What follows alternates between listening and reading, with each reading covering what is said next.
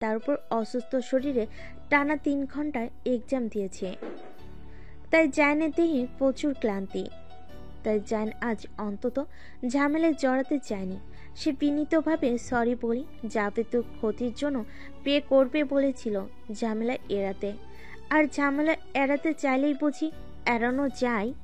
ওটাও এড়ানো সম্ভব হয়নি। সে সরি বলাতেও সন্তুষ্ট নয়। আর তাছাড়া ফোনের জন্য পে করতে চাও তার আত্মসম্মানে লেগেছে নাকি? রীতিমতো জায়নের উপর সে চড়াও হয়, অকথ্য ভাষায় গালিগালাজও করে। জায়ন বেশ কিছুক্ষণ নিলিপ্ত থাকে, কিন্তু এমনিতে তার হুটহাট রেগে যাওয়ার বাতিক আছে। তাই শেষে না পারতে একটা ঘুষি বসিয়ে দেয় সিয়ামের নাকের পাটা তনে। দুর্বল শরীরেও হলেও অভিজ্ঞ হাত হওয়ার দরুন সিয়াম খানিকটা বাজেভাবেই আহত হয় এবং খ্যাপা পাখির মতো রূপ নেয়।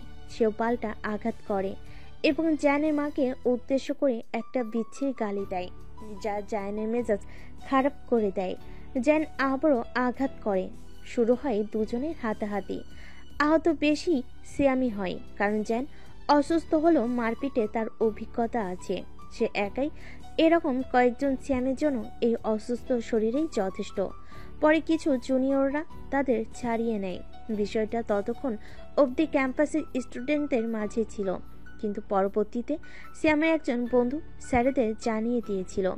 প্রিন্সিপাল সহ আরও কিছু সিনিয়র শিক্ষক সেখানে ঘটনাস্থলে উপস্থিত হন। যেহেতু সিয়ামের শরীরে আঘাতের চিহ্ন বেশি, সবাই কম বেশি ওকে ভিকটিম মনে করে। প্রিন্সিপাল ক্যাম্পাসে জটলা না পাকিয়ে তার কেবিনে আসতে বলে জায়ান সিয়াম ও সিনিয়র শিক্ষকদের। নিজেদের কেবিনে আসার পর সিয়াম এবং জায়ানের গার্ডিয়ান হিসাবে তাদের বাবাদেরও কল করে ডাকা হয়। ইরহাম সাহেবের মেজাজ তখন বিজনেস নিয়ে এমনিতেই খারাপ ছিল। সেই সময় একটা প্রজেক্ট ইনভেস্ট করে প্রচুর লস হয়েছিল। আর সেই মুহূর্তে প্রিন্সিপালের কল পেয়ে এবং জায়ানের বিরুদ্ধে করা অভিযোগ শুনে সে কোনো দিক বিবেচনা না করে জায়ানকেই দোষী মনে করেন। বেশ তীক্ষ্ণ মেজাজে সেদিন উপস্থিত হয়েছিলেন প্রিন্সিপালের কেবিনে। প্রিন্সিপাল সিয়াম আর জায়ানকে একে একে সব ঘটনা খুলে বলতে বলেন। প্রিন্সিপালের বিশ্বাস ছিল জায়ানের উপর। সে নিশ্চয়ই এমনি এমনি কিছু করবে না, অবশ্যই তার পেছনে কোনো কারণ থাকবে। অহেতুক কিছু করার মতো, বিশেষ করে ঝামেলা সৃষ্টি করার মতো ছেলে জায়ান তো নয়ই। তাই তিনি সর্বপ্রথম জায়ানকে বলার সুযোগ দেন। তাই জায়ান আগে কথা শুরু করে, কিন্তু তখন ইরহাম খান জায়ানকে চুপ করিয়ে দিয়ে বলে, আর কিছু বলার বাকি আছে এখানে? চুপ থাকো তুমি, আর আমার মাথা হেড করো না। জায়ান সাথে সাথে বাধা দিয়ে বলে, আব্বু ভুল বলছো তুমি, আমার দোষ নেই এতে। ইরহাম খান হাত উঁচিয়ে আবারও থামিয়ে দিয়ে বলেন, দোষ আছে কি নেই তা তো দেখতেই পারছি। আমার অপমানের কিছু বাকি রেখেছো তুমি? আব্বু বিশ্বাস করো তুমি।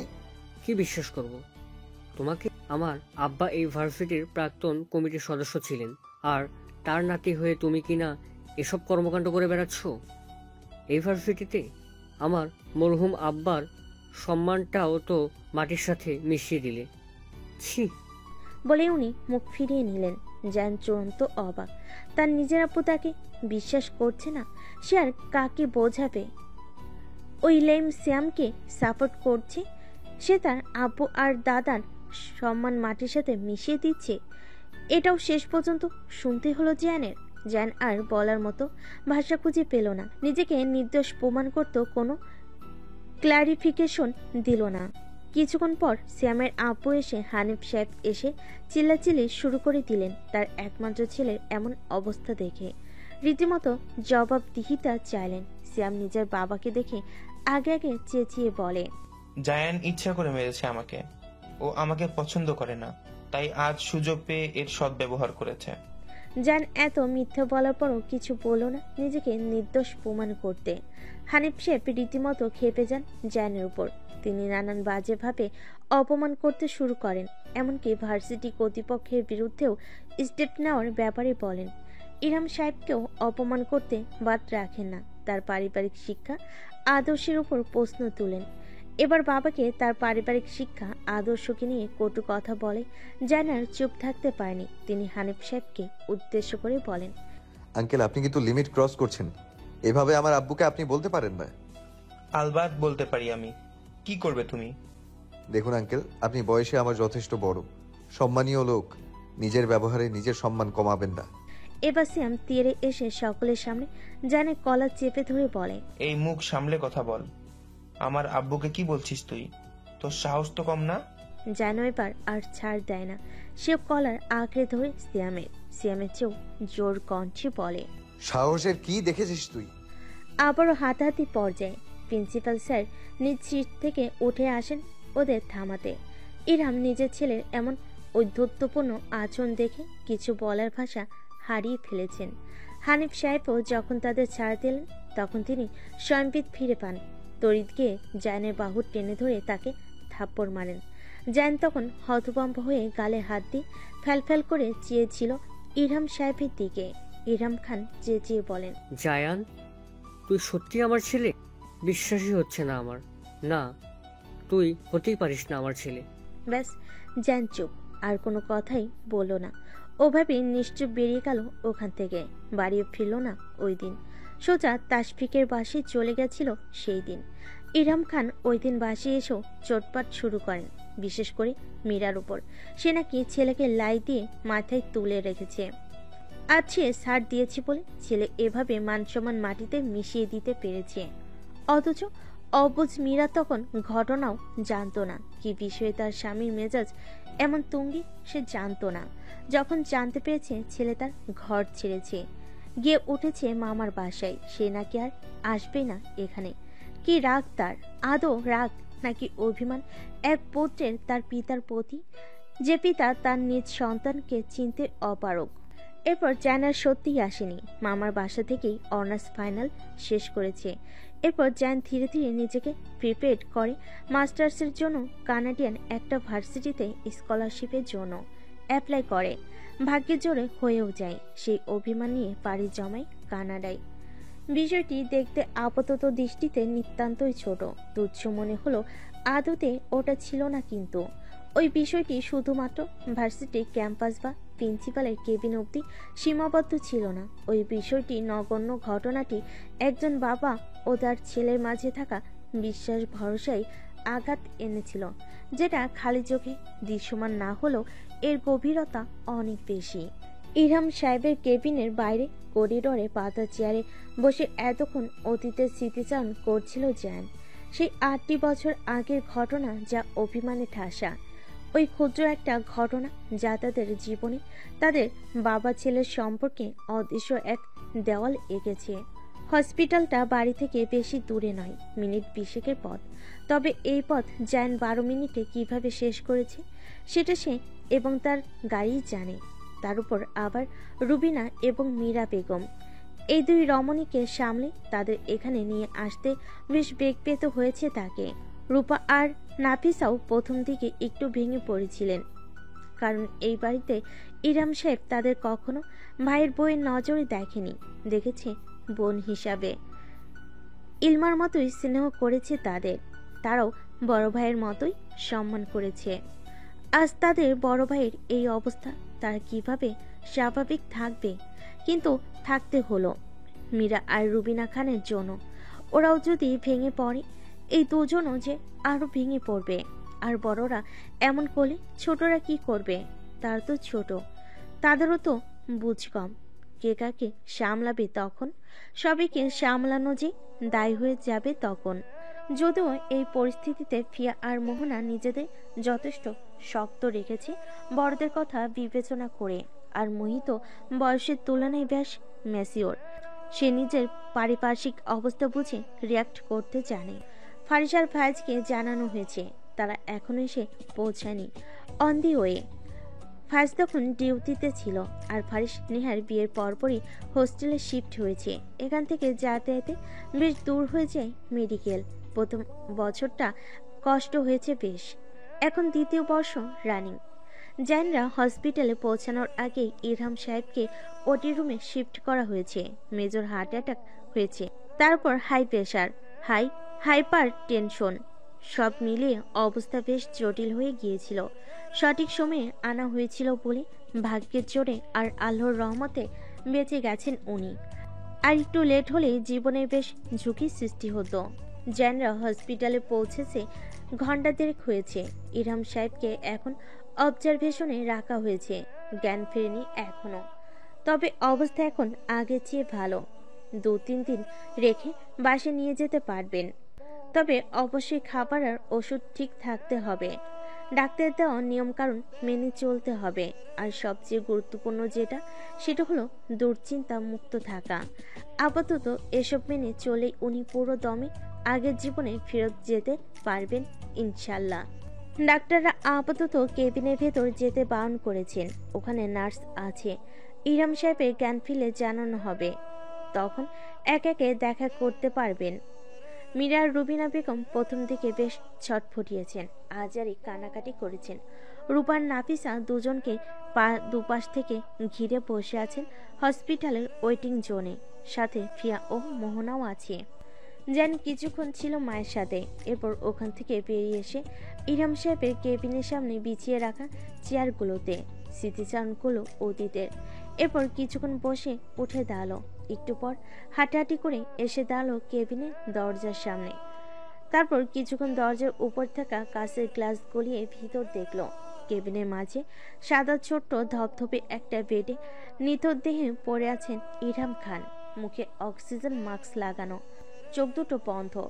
বেশ দেবে গেছে ভেতর দিকে, যেন কত রাত প্রশান্তির ঘুম ঘুমায় না। শরীরের অবস্থাও আর আগের মতো নেই, বেশ শুকিয়েছেন আগের থেকে। যেন 8 বছর আগে সেই ইরহাম খানের কথা ভাবলো। চোখের পাতায় ভাসলো শক্তপোক্ত দেহের একটা বিশাল শরীর। কত দাপটে ছিলেন তখন তিনি, কত রাগ ডাক তার কথায়, কত তেজ। আর এখন সেসব কিছুই নেই। কানাডা থেকে ফিরেছে পর্যন্ত সে তার আব্বুর আওয়াজ বোধহয় ভালোভাবে শোনেনি। তেজালো কথা তো অনেক দূর, বাসায় উপস্থিত আছে কি নেই তাও তো সে অনুভব করতে পারেনি। পারিবারিক আড্ডায় তার আব্বুর উপস্থিতি থাকলেও আগে সেই গম্ভীর স্বরের কথা তরঙ্গ ছিল না। কেমন নিশ্চুপ হয়ে থাকতেন।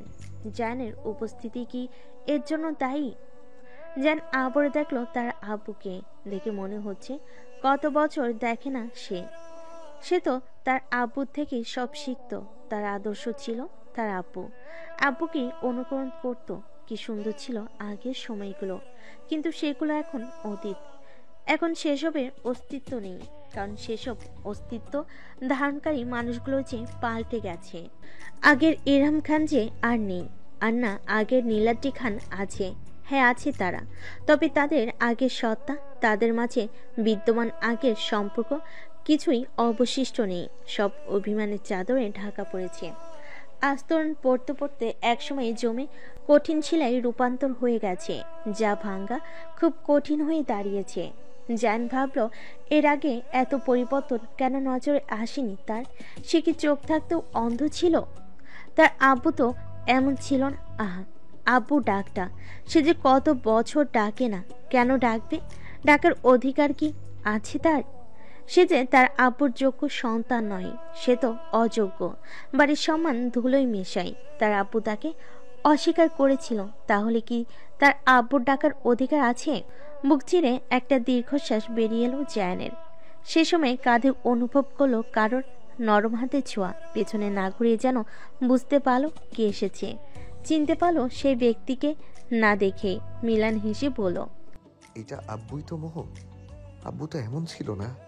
মোনা এতক্ষণ তার দাদু আর বড়মার কাছে ছিল। হুট করে মনে হলো ওখানে কেউ একজন নেই। সবার জন্য সবাই আছে, কিন্তু তার জায়ান ভাইয়ের জন্য কে আছে? কেউ তো নেই। না আছে একজন, সে আছে তার জায়ান ভাইয়ের জন্য। সে থাকবে তার জায়ান ভাইয়ের পাশে।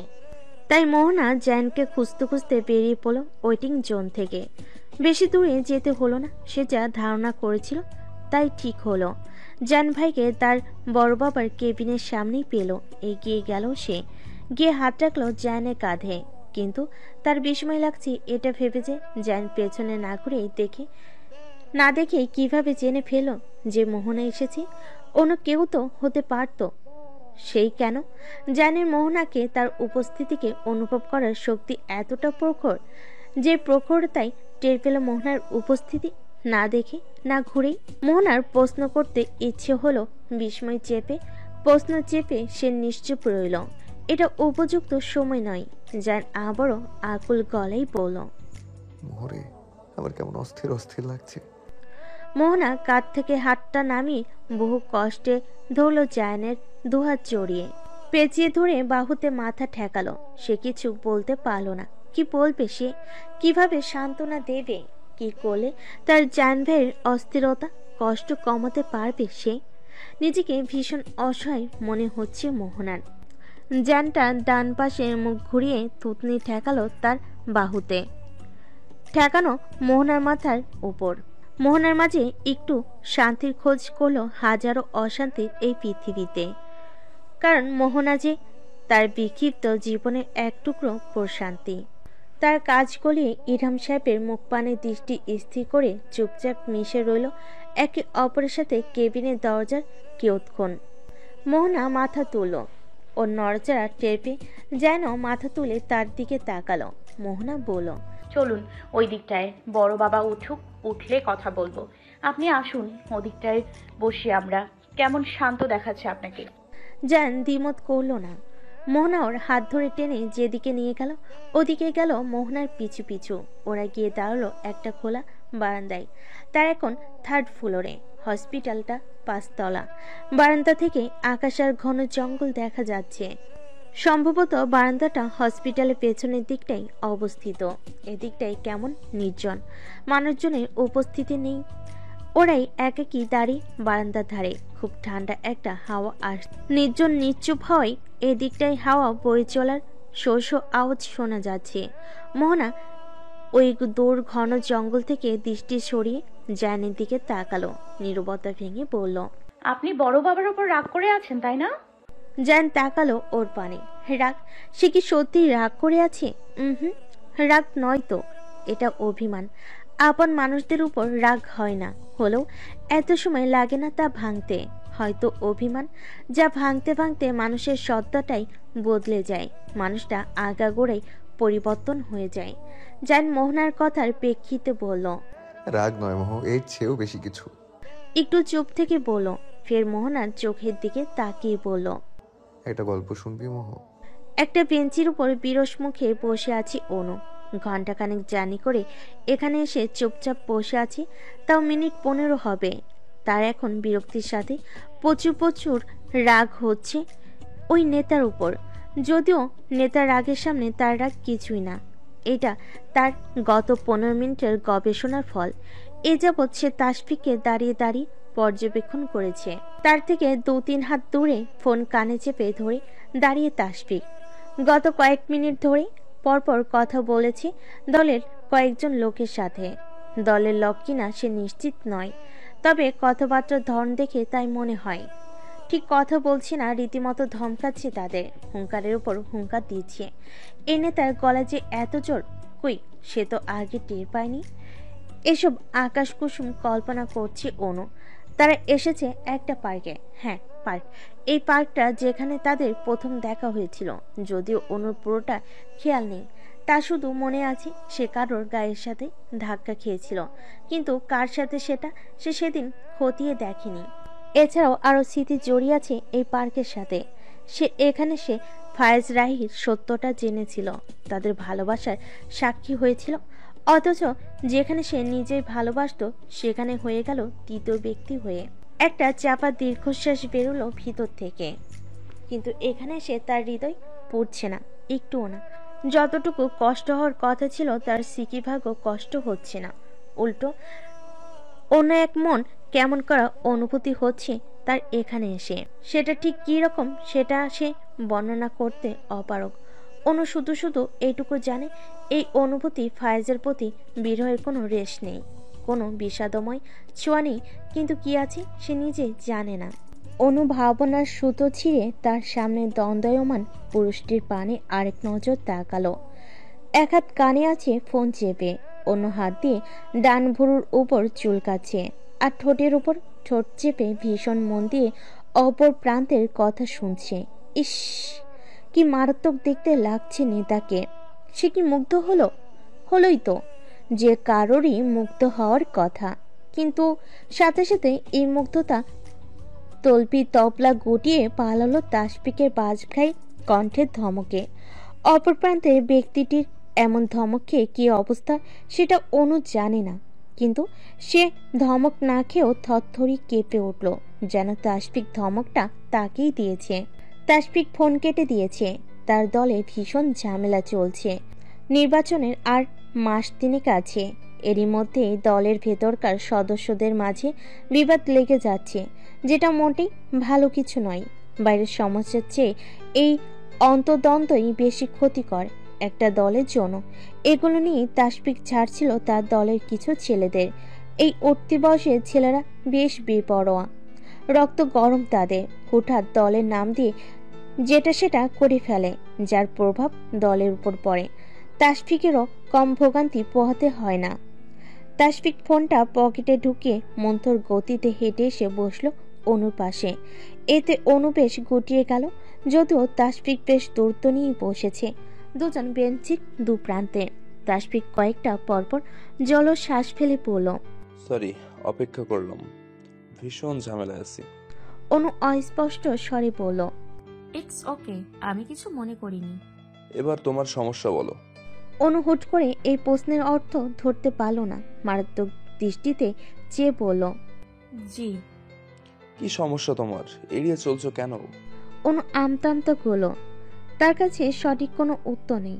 আসলেই তো সে কেন এড়িয়ে চলছে তাসফিককে? বলবে না?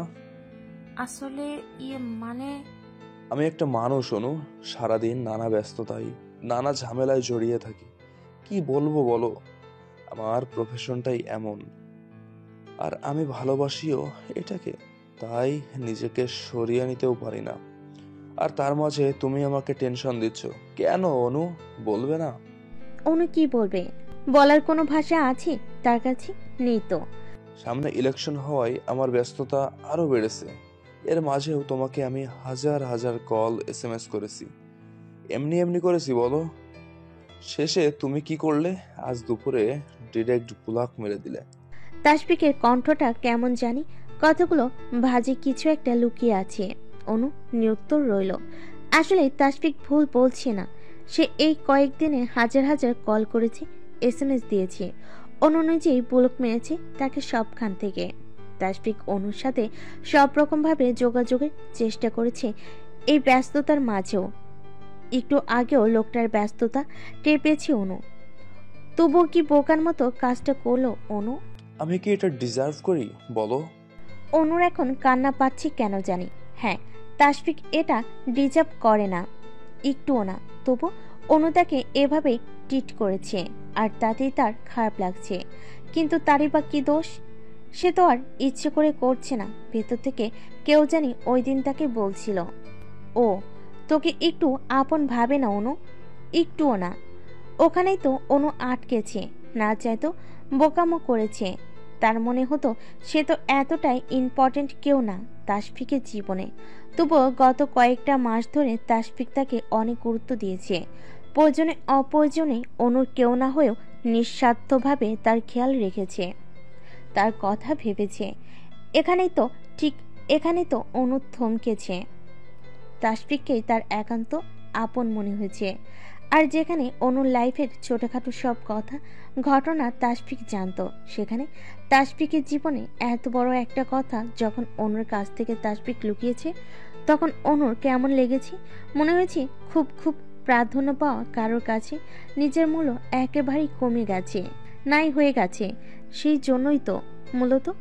জন্যই তো অনুর মতো বুঝদার একটা মেয়ে এভাবে বোকার মতো কাজ করেছে, যেখানে সে খুব দক্ষভাবে ভাইয়ের প্রতি তার অনুভূতি সামলেছিল, তাদের সবার থেকে আড়াল করে কবর দিয়েছিল।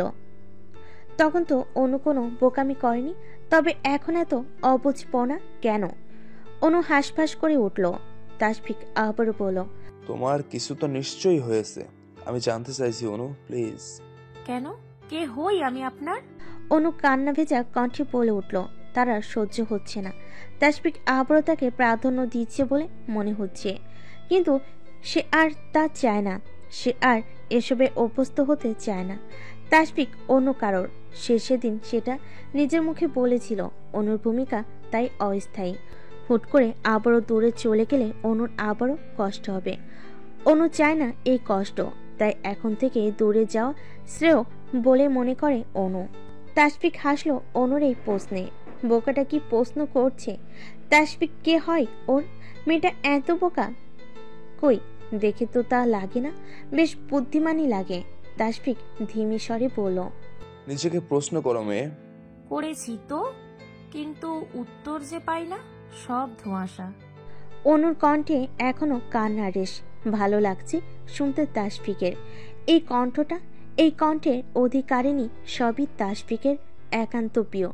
তাসফিক পূর্বের স্বরে আওড়ালো, ধোঁয়াশা হাতড়ে দেখো, ঠিক উত্তর পাবে। তুমি চাইছো না বলেই পাচ্ছ না, ঠিকভাবে চাও। অনু উত্তেজিত হয়ে পড়ল, চাইছি তো, খুব খুব করে চাইছি। সব যেন অধরা আমার কাছে, আপনার নাই। তাসফিক ঠোঁট এলিয়ে হাসলো অনুর কথায়। হাসকি টোনে অনুর খানিক নিকটে গিয়ে বলল, আমাকে ধরতে চাও, শুতে চাও? অনু তখন ঘোরে। তাসফিকের এত নিকট্য, তার পারফিউমের সুবাস, তার ওই কণ্ঠ, ঘন পাপড়ির আড়ালে জল জ্বলে একজোড়া মনির তীক্ষ্ণ চাহনি, সবই অনুর এই আবেশের জন্য দায়ী। অনু আনমনে মাথা দুলালো। সে জানে না কেন সে মাথা দুলিয়েছে, কোন প্রশ্নে দুলিয়েছে, তবে এই নেতাকে তার অসম্ভব ভালো লাগে। তাসফিক হাসলো, খুব আকর্ষণীয় সেই হাসি। ভেবে বলছো তো মেয়ে? অনু তখনও চেয়ে তাসফিকের ওই ডার্ক ব্রাউন চোখের মনির পানে। সাথে সাথেই অনুর ঘোর কাটলো ফোনের রিংটনের আওয়াজে। আবির কল করেছে। অনু রিসিভ করার আগে তাসফিক ফোনটা নিয়ে নিল হাত থেকে। নিজে রিসিভ করে কানে দি আগে আগে বলল, চিন্তা করিস না আবির, তোর বোন আমার সাথে আছে। এখনো আশ্রমে আমরা, একটা অনুষ্ঠান হচ্ছে, লেট হবে একটু, শেষ হলে আমি পৌঁছে দেব, চিন্তা করা লাগবে না। তুই বরং আপাতত তোর বউয়ের চিন্তা কর, তাকে টাইম দে। বলে আবিরকে কিছু বলতে না দিয়ে কলটা কেটে দিল। অপর প্রান্তে আবির প্রথমেই ধাক্কা খেয়েছিল অনুর ফোনে তাসফিকের কণ্ঠ পেয়ে। পরে সব কথা শুনি মনে হলো আসলেই তার চিন্তার কোনো কারণ নেই। তাসফিক আছে সাথে, আর অনু তো আশ্রমে, আর এসব আশ্রমের ফান্ডে তাসফিকের কন্ট্রিবিউশন থাকে, তাই একসাথে অনুষ্ঠান থাকতে পারে। আর পৌঁছে যেহেতু দেবে বলেছে, চিন্তা নেই। আর তাসফিক কি বলেছে? বউকে টাইম দেওয়ার কথা। তাই তো সে ঠিক এটাই করছিল এতক্ষণ, বউকে কোলে নিয়ে পড়াচ্ছিল। মাঝখান থেকে বই তো বলো অনুকে ফোন করতে, নয়তো সে এতক্ষণ ঠিকই টাইম দিত। হ্যাঁ, সমস্যা কি, এখন আবারও দিবে। আর এইদিকে অনু তখন ভ্যাবলার মতো চেয়ে আছে তাসফিকের দিকে। তাসফিক পাত্তা দিল না, তার বরং বিরক্তি আসছে আবির উপর। তার কত সুন্দর মুহূর্তটা নষ্ট করে দিল এই বউ পাগলা ব্যাটাই ফোন দিয়ে। তাসফিক গা এলিয়ে দিল বেঞ্চিতে। আপাতত আবারও আগের মুহূর্তে কিভাবে ফিরবে সেটাই তার ভাবনার মুখ্য বিষয়। দেশের গণ্যমান্য ফিউচার মেয়ের হয়ে সে এসব কাজে মোটো হেলাফেলা করতে পারে না। একজন সচেতন সুনাগরিক হিসাবে সব কাজ সুষ্ঠুভাবে সম্পাদন করা তার অন্যতম প্রধান একনিষ্ঠ কর্তব্য। তাই করবে এখন সে। ওসব আবির ফাবির বাদ। আর অনুভাবছে এটা করলো কি নেতা, ভাইয়াকে এভাবে বলে দিল। ভাইয়া কিভাবে? সে বেশ উত্তেজিত স্বরে বলল, আরে করলেন কি এটা? আজব তো আপনি, কি বললেন ভাইয়াকে এইসব?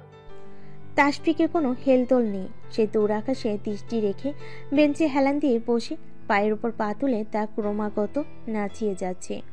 অনুকাঙ্ক্ষিত রেসপন্স না পেয়ে হতাশ হলো। তাসফিকের দিকে একটু এগিয়ে বসে আবারও শুধালো, এই নেতা বলছেন না কেন? উফ, এই নেতা ডাকটা অনুর মুখ থেকে শুনলে যে কি ভালো লাগে তার, বারবার শুনতে ইচ্ছে করে। তার অনু না পারতে চুপ করে বসে রইল। আর অনু না পারতে চুপ করে বসে রইল। এই নেতার ভাবগতি বোঝা দেয় অন্তত তার জন্য। এই রোদ তো, এই বৃষ্টি, এই নেতার মোট অনু চাইলেও যেন বুঝে উঠতে পারে না। কিয়ৎক্ষণ নীরব রইল দুজন। তাসফিকি নীরবতা ভাঙলো, চোখ বন্ধ করে হুট করে প্রশ্ন করলো, একটা গান শুনবে? অনু হঠাৎ তাসফিকের কণ্ঠ শুনে একটু হকচকালো। এমন নির্জন শান্ত পরিবেশে যা বুঝলো এই নেতা আগের প্রশ্নগুলোর উত্তর দেবে না, তার চেয়ে বরং গান শোনা ভালো। অন্তত এই শান্ত নিঝুম পরিবেশ আর তার ভালো লাগছে না। একটু প্রাণোচ্ছল করতে গান শোনাই ভালো হবে। আর তাছাড়া এই নেতা রাজনীতির পাশাপাশি গানও পড়ে নাকি? এত সময় পায়? প্রশ্ন করতে ইচ্ছে হলো, অনু করল না প্রশ্ন, তীক্ষ্ণ স্বরে বলল, জি